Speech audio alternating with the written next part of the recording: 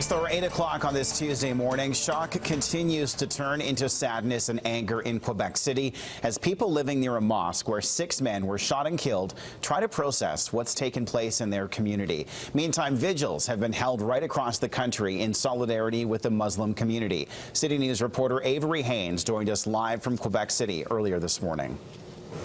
Good morning, Kyle. You can imagine remember the sense of shock and sadness that something like this could happen. A man could walk in with a mask into this mosque right over here and open fire as men were praying. As you mentioned, 6 men died. Just the shock that this could happen in our country. Now imagine what it must be like for the people in this small, quiet community, Saint-Foy in Quebec City, what it must be like to have this in their backyard. A profound sense of sadness. I had a chance to speak at the vigil last night to one girl, a Muslim girl, about 10 years old. She was here with her mom. Her father was in that mosque and watched as the man came in, opened fire on the fellow prayers who were there. And she talked about how her dad called them. He crouched down, hiding in the mosque, and that the men were piling on top of each other, each trying to protect the other as the man unloaded 2 magazines. Finally, this man made the phone call to his family to say that he was okay when he heard the sirens coming. But a profound sense of sadness here. Prime Minister Justin Trudeau and his wife Sophie were on hand for last night's vigil in Quebec City. And the Prime Minister was standing there in a real sense of political unity. It was an interfaith affair as well, but political unity, standing there with his political rivals. He began his address to the crowd of thousands by saying the Muslim greeting, Salam Alaikum, and then he went on to name the 6 men who died and made a real point of saying that Muslims belong in this country, that this country is their home. He then came where the thousands of people left the area where the memorial was being held and came towards this area right in front of the mosque and stood with his wife Sophie and paid tribute to those who died. When we are sick. Avery, what do we know about the suspect in this case? Well, we know he's a 27-year-old man, Alexandre Bissonnette. He's a university student. He went to university at Laval, which is not too far from where this shooting happened. We know he was in the military as a cadet. We know that his dad was a fairly decorated man in the military as well. When we look through his Facebook posts, he's liked Donald Trump and Marine Le Pen, the far-right leader in France. We know that he's also in custody right now, standing charges, 6 counts of first-degree murder, 5 counts of attempted murder. Avery Haynes in Quebec City this morning. Now, cities across the country held vigils last night for the victims of Sunday's massacre.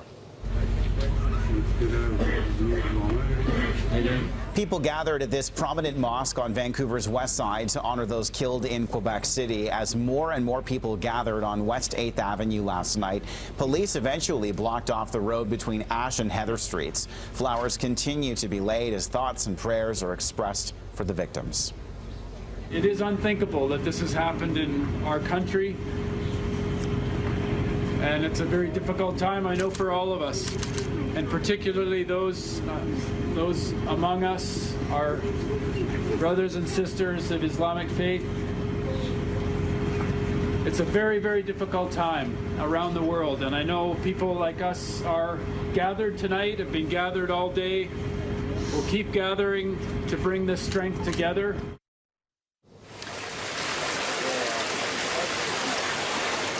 Hundreds of people gathered in Ottawa last night for a memorial around the Centennial Flame on Parliament Hill. Governor General David Johnston was among the speakers. He told the crowd that Canadians must come together after such an horrific act.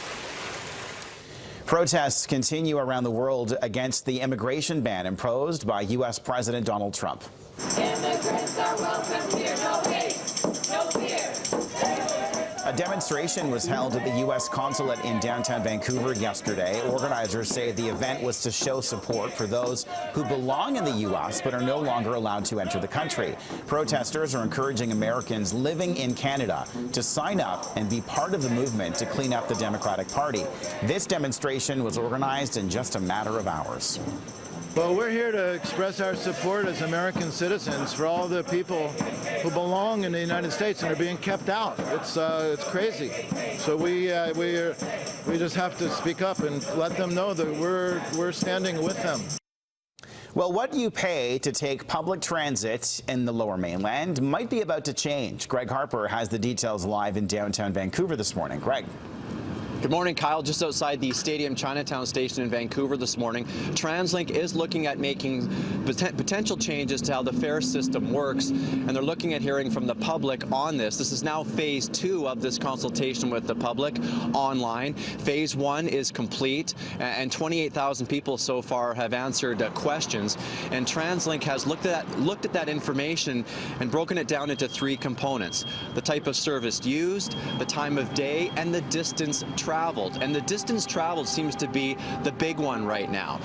You could travel a greater distance but stay in one zone and pay less than someone who doesn't travel as far but goes through 2 zones. That's something that's being looked at. That's something that could change. What do you think about how the fare system works? Here's what you're saying. I think it would be better if it was based more on the distance that you travel instead of the zones, yeah. But other than that, I mean, I think it's pretty fair as far as the cost goes. I personally use the monthly pass every month, so it doesn't make any big changes for me because I pay my fare at the beginning of the month and I can use it every day as long as I want. Preferably, I like to see some better fares, definitely. Like, not all of us travel into Vancouver every day. So it would be nice to see some cheaper fares for those of us that don't come out into Vancouver every day.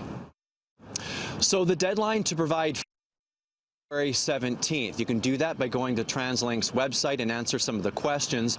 Then officials will look at that and come out with phase 3. So no decisions will be made yet, just more